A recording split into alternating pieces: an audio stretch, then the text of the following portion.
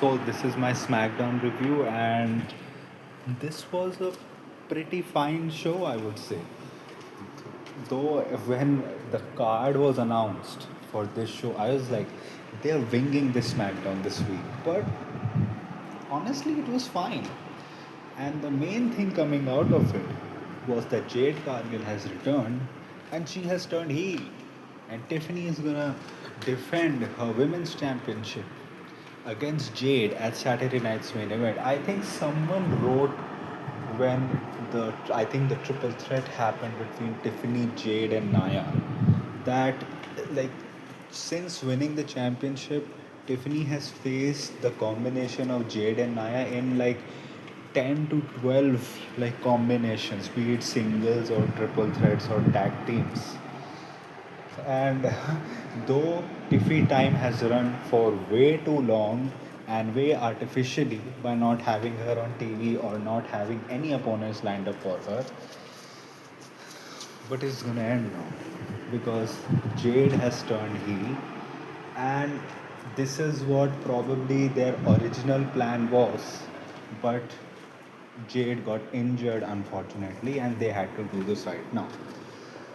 It's just that even if Jade wins, who is gonna go up against like who like you don't have women in your roster, then you're gonna have two heel champions because Julia is a United States champion as well. She doesn't have any opponents. Who will Jade go up against? Probably Tiffany first.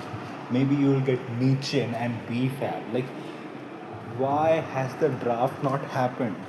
And even if the draft has not happened, why can't you have like an send some NXT gals, like do some like trades between Raw and SmackDown? Because this is the right choice. Jade is infinitely better as a heel than a babyface. This will freshen up her character.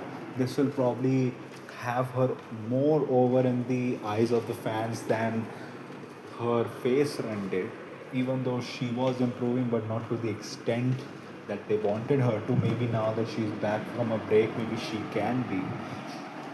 I think Tiffany can be involved here, and I think it will be good that if whenever Tiffany loses this feud, she goes to the United States division. Like, you need a properly established star there to increase the reputation of the championship, and they need that. So I hope she goes there. Moving forward, like the opening segment was Drew McIntyre like accusing Jimmy Uso of attacking Jacob Fatu, saying that he took a like page out of Naomi's playbook, and then Jimmy went crazy, attacked Drew. They had like a no disqualification match in the main event. It was a good match. Drew won. He was trying to like kill Jimmy Uso after the match. Cody tried to save him, but he claimed on him and he stood tall. You had also a segment involving where Jimmy was essentially asking for advice for Cody, and Cody said that he's my brother and he knows what he's doing, what's best for him, and you need to do what's best for you. I just hope that this time this goes somewhere, because whenever you have Jimmy Uso going on a solo run, or them having storylines of him finally doing something for himself, they just end out of nowhere and Jimmy gets involved in whatever Jey Uso has got doing in WWE. It happened during the Gunther stuff. It felt like he will go after the United States Championship. Then again, you had Jimmy doing some stuff. Then he suddenly gets involved with Jay again. So I hope this time, whatever this Jay bloodline stuff is happening, Jimmy gains something out of this. And I think it's Randy who tagged Jacob Fatu. I think you're probably gonna have either Cody retains his title against Drew McIntyre because of Randy Orton, or I don't see Drew winning, because I don't think WWE will take that step. They generally don't. I think what's probably going to happen is I can see Randy attacking both Drew and Cody in the match and like ending it in a double disqualification or something. I can see that happening. But then, do you want your main event But let's see. It will depend on what the main event of the show is, because it can be CM Punk versus Jey Uso, because you're gonna have a new world heavyweight champion. Then you also had Alistair Black taking on him answering Ilya Dragunov's open challenge. Like him and Zelina had like a similar Carrion Scarlet entrance. It's like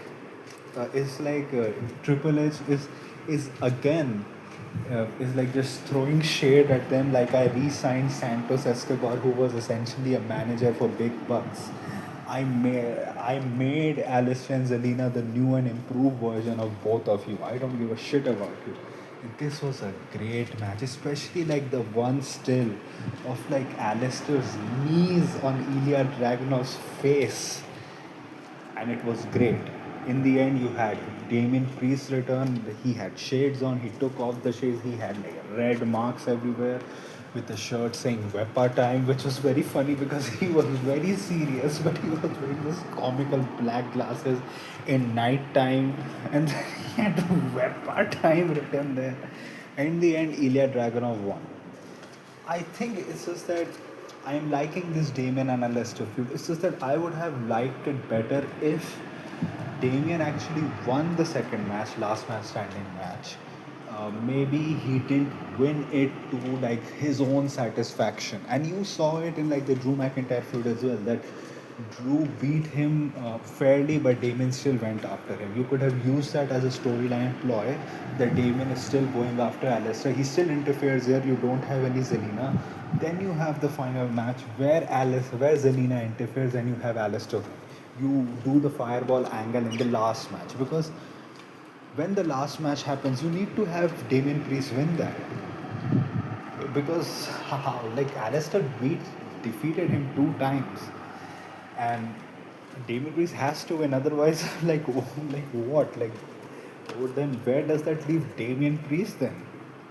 And and I don't know. Maybe they have Lola Weiss come up to the main roster to help. I hope they don't, because it will turn into some comical stuff where you're having Alistair and Zelina being like this serious type of dark, gloomy couple. It's just that like Alistair has been losing some matches now. Of course, he won against Damien Priest, but he has lost also.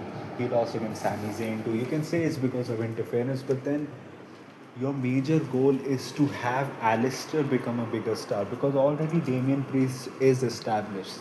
So it's just that the booking of this feud has been a little weird. The placing of the matches and introducing new characters, but still it's fun. Then you all had Ray Phoenix and Shinsuke Nakamura, a random ass tag team, facing up against the MFT. I think uh, it was JC Mateo and I think Tama Tonga, and in the end the MFT won. So this is probably leading up to War Games. Like while leading to War Games, I can probably see the MFT winning the tag titles before War Games, and I can see the Wyatts winning the War Games. That way, you can have MFT be like have some gold, and the Wyatts still getting some comeuppance, still getting something out of this feud, and then they move on. They don't really get like the stink of losing their feud, and MFT have the title so that then they can be in the tag division as well. The thing is, you have a good tag team division on SmackDown. It's just that due to the Wyatts having it, and due to Andrade and Ray Phoenix, like Andrade leaving, it has been a little repetitive with the Street Profit stuff. Maybe you can have the MFT win the titles, and then like they are good tag wrestlers. You already have a very good tag team division. Like it can return to the glory which it was a couple of months back. Ilya Dragunov also was confronted by Nathan Frazier and Axiom. Like they also want to challenge him for the United States Championship, so that is good for them. I hope they get back. They they have Praxium get properly over again. Like they have been forgotten. Like they are the next big tag team. Bring back their old music, please, and have them do their love-hate relationships skits again. So So I would say that I think overall this was a fine episode of SmackDown. You had major stuff happening there. Like I am like interested in the direction in which they're going. So what did you think about the show? Tell me in the comment section. If you like this type of content, like this video, share and subscribe. If you don't, then share with those of you. My social media accounts, which are my Twitter/X account and my Instagram account, links are in the description. So go follow me on that. My UPI ID link, which is Shabboy, which is means Shabboy. My UPI ID link, which is Shabboy@OKICICI, is also in the description. So go donate any amount of money which you can, which can help me make YouTube a permanent career option. So that was it for today. So thank you, goodbye, alvida.